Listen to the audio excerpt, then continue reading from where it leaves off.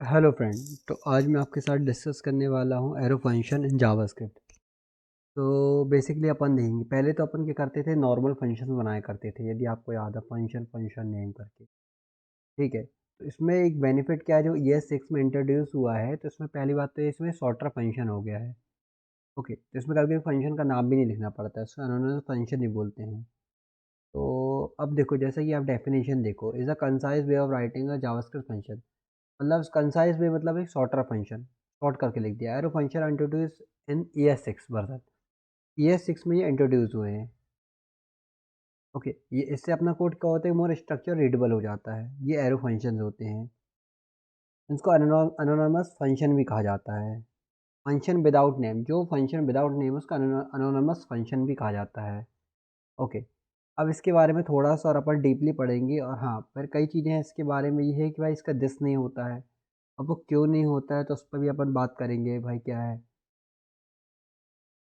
इसमें क्या लिखा है, return statement end of functional bracket optional for single line function, है ना। Increase readability of the code, मतलब इसमें क्या होता है, रिटर्न स्टेटमेंट लिखने की नीड नहीं होती है। चलो अपन कुछ करके देखते हैं तो ज़्यादा क्लियर होगा, ऐसे मैं तो आपको बताते रहूँगा तो आप भी कंफ्यूज ही रहोगे यार, क्या है, क्या बता रहा है। तो पहले बात तो इसको इस तरीके से लिखते हैं। पहले क्या लिखते थे अपन, पहले ऐसे लिखते थे, फंक्शन टेस्ट, ऐसे लिखते थे ना ये। और यहाँ रिटर्न करते थे हेलो। ये पुराना तरीका था अपना, लगाना ही पड़ता था, बिना रिटर्न लगाए ये अपना आपका कॉल नहीं होता और डाटा भी नहीं आता था। ये चेक कर ले रहे, पुराना है ये। इस तरीके से लिखते थे। तो ये रिटर्न नहीं लगाओगे तो ये तो चलेगा ही नहीं भाई। ये एरर अलग दे सकता है, अनडिफाइन आ गया। ठीक है, ये तो अपनी यार प्रॉब्लम थी।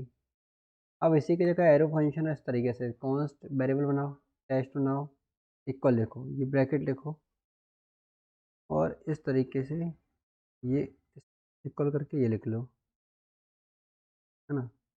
ये ऐसे इसको कर्ली ब्रैकेट ओपन करो, रिटर्न हेलो, ये हेलो वर्ल्ड। चेक कर लेते हैं भाई क्या रिजल्ट आ रहा है।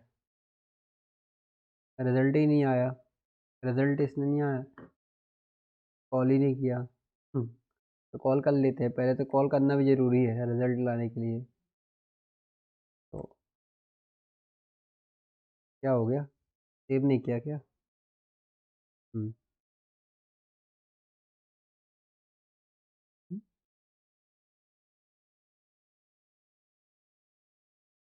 ओके सॉरी, कंसोल नहीं किया, कॉल हुआ होगा, कंसोल नहीं किया।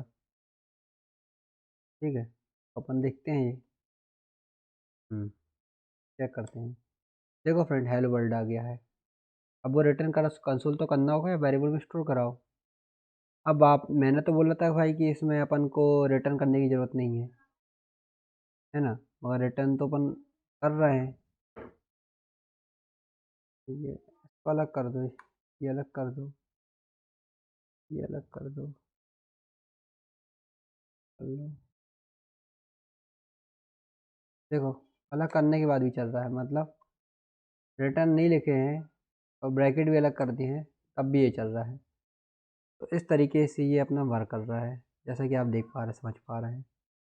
तो आई होप कि ये चीज़ आपको क्लियर समझ में आ रही हो, है ना। तो इस तरह के शॉर्टर फंक्शन ही बोल सकते हैं, अनोनिमस फंक्शन ही बोल सकते हैं, क्योंकि यहाँ पे अपना नाम नहीं लिखा है। ओके, इस तरीके से ये चीज़ चलती हैं। अब थोड़ा अपन इस पे आते हैं कि एक अपन एक ऑब्जेक्ट बनाते हैं, नेम सौरभ, अपना नाम ही डाल दिया, तो समझ में नहीं आया तो और कुछ भी डाल सकते हो। ईमेल डाल दिए, अपनी ईमेल भी आईडी भी डाल सकते हैं आपने, जो भी है। ये ये बन गया अपना, ये ऑब्जेक्ट है।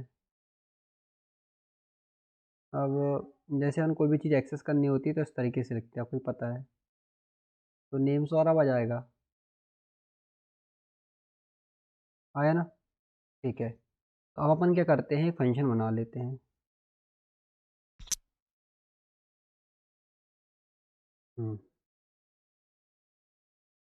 फंक्शन बना लेते हैं। यहाँ पे अपन क्या है, एक शो फंक्शन बनाते हैं यहाँ पे। ओके, अब यहाँ पे क्या करते हैं, कंसोल लॉग डॉग, ये अपन यहाँ लिखते हैं माई नेम इज ब्रैकेट, ये डॉलर अपन ने करा, नेम प्रिंट कराना है तो दिस डॉट नेम। अब तो मैंने बोला था भाई कि दिस नहीं होता इसके अंदर, मैंने बोला था कि नहीं बोला था, शायद आपको याद हो, तो चेक कर लेते हैं आता है कि नहीं। क्या हुआ, कॉल ही नहीं कराया, बोलने चाहिए आपको। अरे वही गलती करी, कॉल कर ले रहा है ना, एक्स डॉट शो से करना चाहिए ना कॉल। देखो माई नेम इज, कुछ नहीं आया, देखा आपने, आया नहीं आया क्योंकि, और यहाँ console log log log this check कर लेते हैं, इसी नहीं आ रहा ना भाई, ये क्योंकि ये उस ऑब्जेक्ट को पॉइंट नहीं कर रहा, किसको, एक विंडोज़ ऑब्जेक्ट को पॉइंट कर रहा। अभी तो दिस नहीं आ रहा अपना, मतलब अपना डेटा ऑब्जेक्ट को एक्सेस नहीं कर पा रहा। इसका रीज़न यही है, यहाँ देखो ना, ये किसको पॉइंट कर रहा है, विंडो ऑब्जेक्ट को पॉइंट कर रहा है, ये देखो। तो भाई ये दिक्कत है, तो क्या करें, बात तो सही है, इसको कमेंट कर दो जब ना आए तो। ठीक है, अपन इसको इस तरीके से लिखते हैं फिर, तो ये फंक्शन तरीके एरो फंक्शन नहीं है, ये सिंपल फंक्शन है, कंसोल डॉट लॉग, ये दिस भी पॉइंट करा रहे हैं अपन यहाँ पे, तो ये कॉपी कर लो, लिखने में बड़ी दिक्कत होती है, तो कॉपी कर लेते हैं अपन ये। अब देखते हैं क्या आता है, सेव करा दे रहे हैं ना।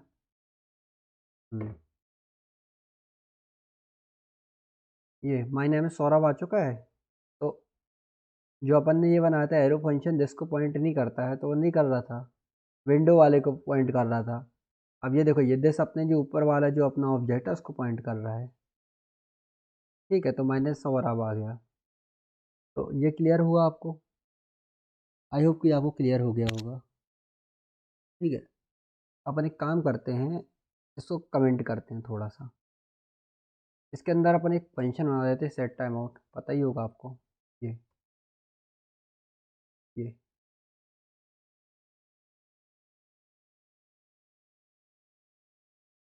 सेट टाइम आउट बना देते हैं, और इस पे अपन एक फंक्शन बना देते हैं ऐसे।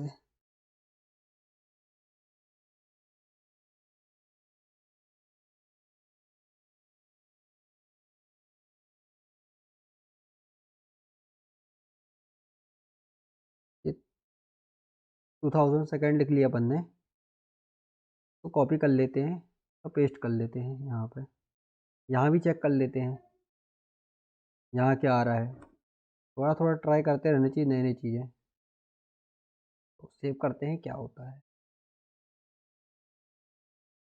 देखो 2 सेकंड बाद है।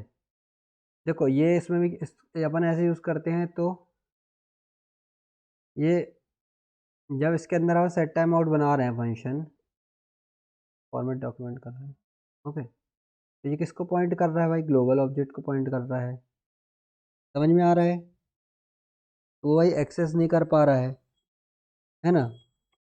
तो ये प्रॉब्लम आ रही है, ग्लोबल ऑब्जेक्ट को पॉइंट कर रहा है।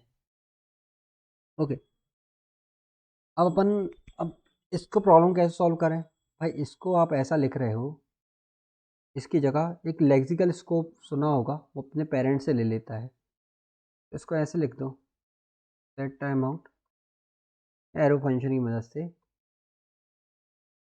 कॉपी कर ले रही है ये, तो कॉपी करके हम पेस्ट करते हैं, इसको ओपन करते हैं, ये हम देखते हैं किसको पॉइंट करता है। देखो, तो आप देख पा रहे हैं कि अब जो ऑब्जेक्ट को पॉइंट कर रहा है, इसके पहले तो आपने ग्लोबल वाले ऑब्जेक्ट को पॉइंट कर रहा था, विंडोज़ को पॉइंट कर रहा था, तो उससे आ नहीं पा रहा था। जब अपन एरो फंक्शन अपने इसमें यूज़ किया सेट डाउन आउट में और 9s ये प्रिंट किया तो रिजल्ट आ रहा है, क्योंकि ये अपने पेरेंट्स के लेक्सिकल पे वर्क करता है ना। ये अपने पेरेंट का दिस ले लेता है एक तरह से।